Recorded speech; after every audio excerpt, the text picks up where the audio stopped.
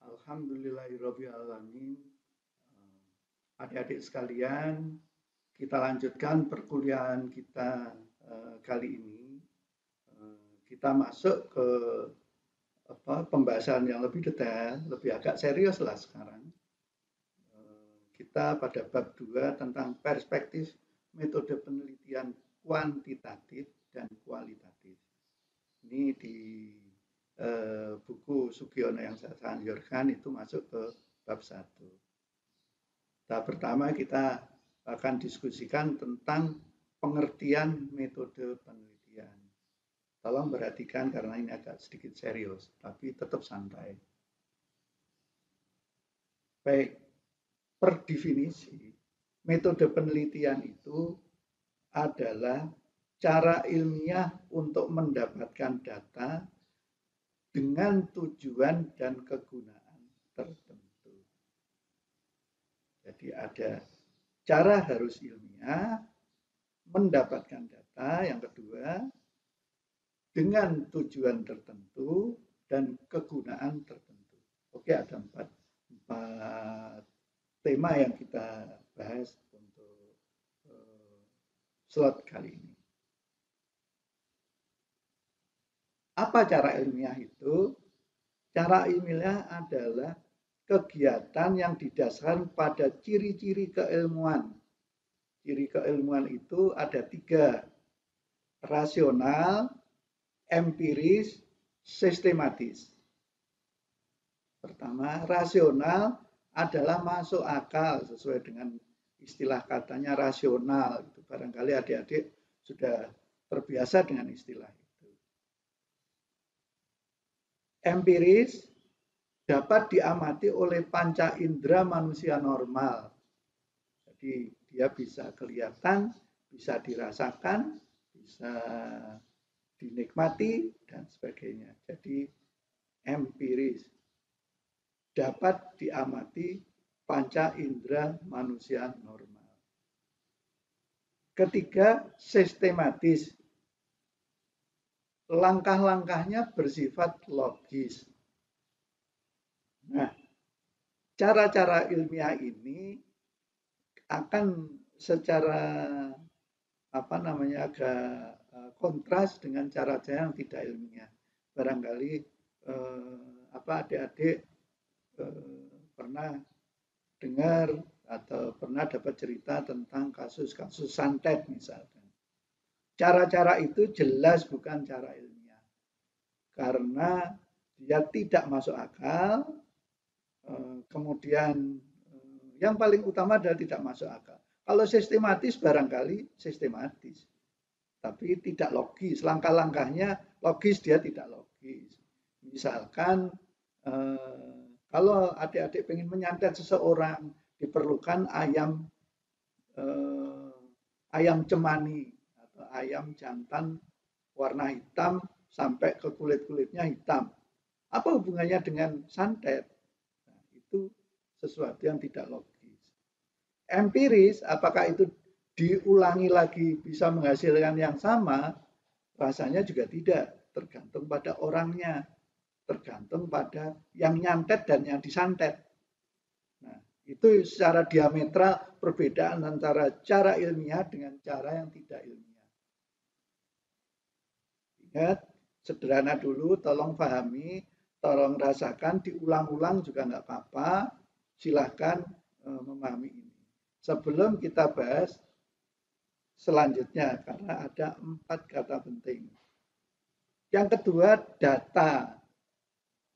Data pengertiannya adalah suatu kumpulan fakta untuk memberikan gambaran yang luas terkait dengan suatu keadaan.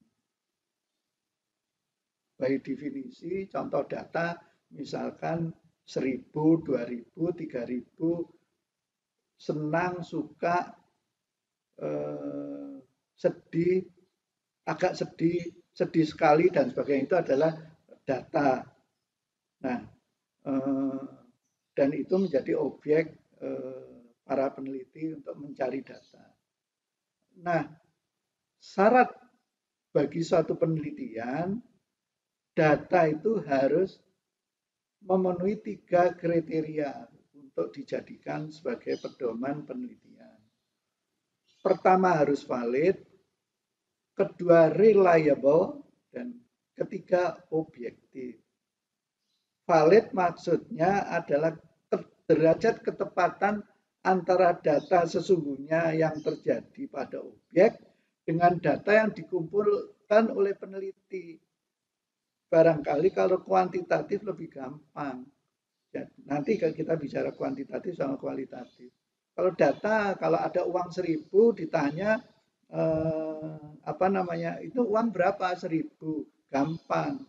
Tapi tidak selamanya masalahnya sesederhana itu.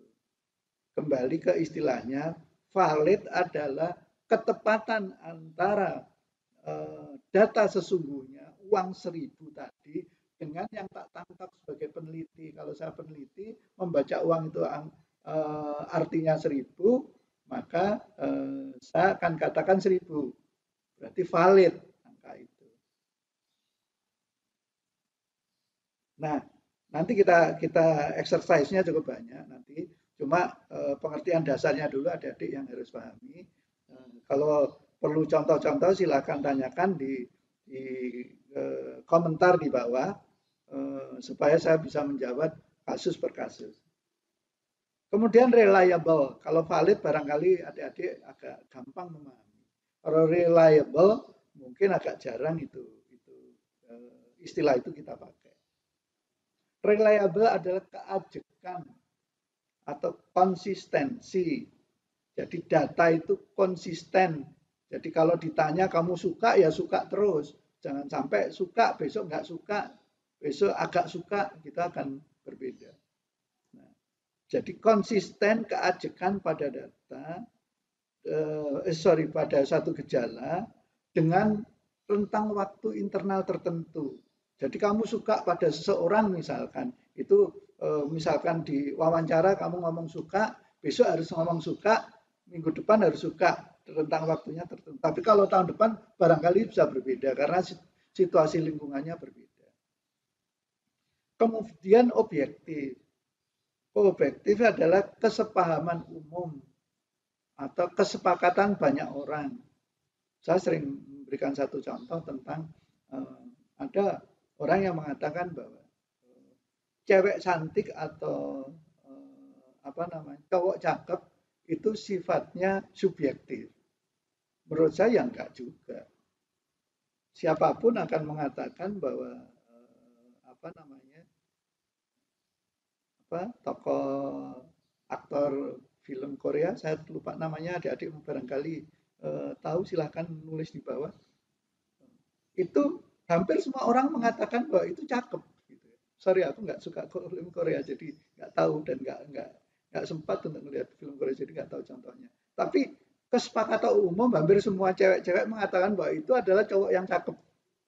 Berarti itu memang kemungkinan cakep. Gitu. Nah, bahwa subjektif dia tidak cakep, ada beberapa orang mengatakan dia tidak cakep, ya barangkali dia subjektif dia, tapi objektifnya bahwa dia adalah orang yang cakep. Itu beberapa exercise lah antara objektif dan subjektif. Karena objektif lawannya adalah subjektif. Nah, kalau nanti ada contoh yang cukup menarik, tak sampaikan di belakang. Oke, itu tentang data. Jadi kesimpulannya data dalam penelitian itu harus valid, reliable, dan objektif. Itu nanti akan ada pengujian-pengujian untuk menguji bahwa kalau kita melakukan penelitian, kita ada uji validitas, uji reliabilitas. Nanti ada di sana. Di barangkali sesi-sesi agak belakangan. Kemudian yang lain adalah tujuan penelitian. Tujuan penelitian sederhananya ada 3. Kita pengen menemukan sesuatu yang baru, atau kita membuktikan sesuatu yang sudah ada, atau mengembangkan satu teori baru, atau mengembangkan sesuatu, atau memperluas pengetahuan yang sudah ada. Jadi ada 3 tujuan penelitian.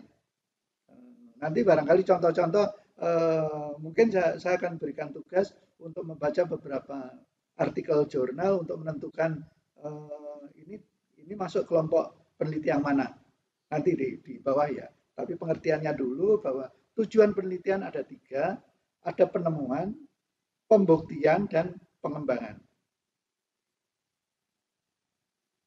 Nah, selanjutnya yang barangkali terakhir ini adalah apa guna penelitian itu? Penelitian itu tujuannya setidaknya ada tiga. Memahami akar masalah. Jadi kalau saya kasih contoh COVID, saat COVID terjadi di Indonesia maupun dunia, orang pada nggak tahu sebetulnya masalahnya apa dengan COVID gitu kan. Sampai pada mungkin sampai korban demikian banyak, tapi sebetulnya masalahnya banyak yang tidak tahu. Penyebabnya apa? Mungkin tahu karena itu virus COVID-19 apa aku lupa. Tapi akar masalahnya kenapa dia bisa menyebar demikian cepat gitu. Ada yang teori apa namanya teori sentuhan, ada teori lewat udara bebas dan sebagainya dan sebagainya. Nah, itu penelitiannya cukup lama dan sementara korban udah berjatuhan demikian banyak. Kemudian kalau sudah bisa memahami akar masalah, kalau sudah ketemu nih ya, penyebabnya adalah ini. Nah, akhirnya orang bisa berusaha untuk memecahkan masalah. Oh, masalahnya harus dibuatkan satu vaksin gitu kan. Nah, maka sejak sekitar September udah mulai diuji cobakan beberapa vaksin yang ada untuk memecahkan masalah sehingga pandemi itu tidak berkembang besar. Ya alhamdulillah karena penelitian-penelitian para peneliti yang luar biasa sampai saat ini ketemu beberapa vaksin dan alhamdulillah ada kecenderungan bahwa COVID ini semakin menurun. Nah, baru tahap ketiga adalah mengantisipasi masalah. Kalau nanti sudah mulai pandemi turun menjadi endemi dan sampai sekarang barangkali para ilmuwan udah pada tahapan tahap ketiga. Biasanya ilmu pengetahuan itu peneliti itu datangnya lebih awal daripada kejadian yang ada.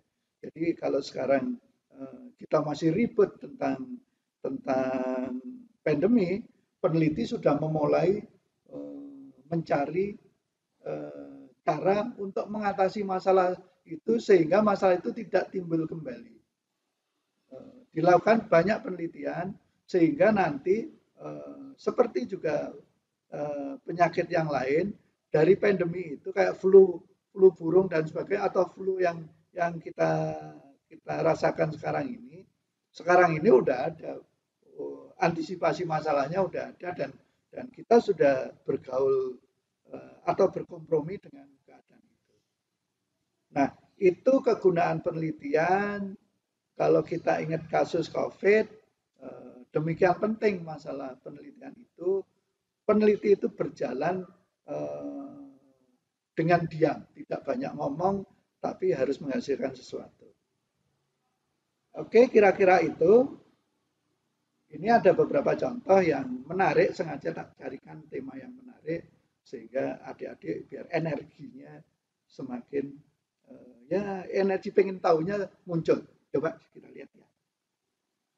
Nah, ini contoh penelitian skripsi mahasiswa S1 di Universitas Islam Negeri Malang. Judulnya adalah Perbedaan Gaya Cinta Mahasiswa ditinjau dari jenis kelamin di Universitas Islam Negeri Maulana Malik Ibrahim. Mungkin menarik juga kalau ini dilakukan untuk mahasiswa Unival misalkan atau mahasiswa Cilegon. Gitu. Menarik bukan? Jadi perilaku kita bisa diukur, bisa diteliti sehingga menghasilkan sesuatu yang baru. Ini adalah contoh datanya dari data yang ada di kuantifisir semacam. Jadi observasinya ada pertanyaan goncengan, bertemu dua insan dan sebagainya. Karena ini di daerah psikologi aku nggak ngomong, tapi itu tentu menarik kalau kita membaca hasilnya karena ini terkait dengan adik-adik sekalian, kalau aku mungkin sudah tua. Ini contoh hasil untuk mengambil kesimpulan, mereka diskusi sesama mahasiswa atau sesama yang bikin skripsi untuk apa namanya menghasilkan sesuatu yang bermanfaat. Dan ini adalah istilahnya diseminasi penelitian atau publikasi ilmiah. Nah, jadi supaya orang pada banyak ngerti tentang masalah itu. Judulnya agak sedikit berbeda dengan judul skripsinya, tapi penulisnya sama. Adalah gaya cinta mahasiswa. Baca abstraknya cukup menarik, sehingga kamu tertarik untuk menjadi peneliti. Sekian adik-adik sekalian, semoga bermanfaat. Assalamualaikum warahmatullahi wabarakatuh.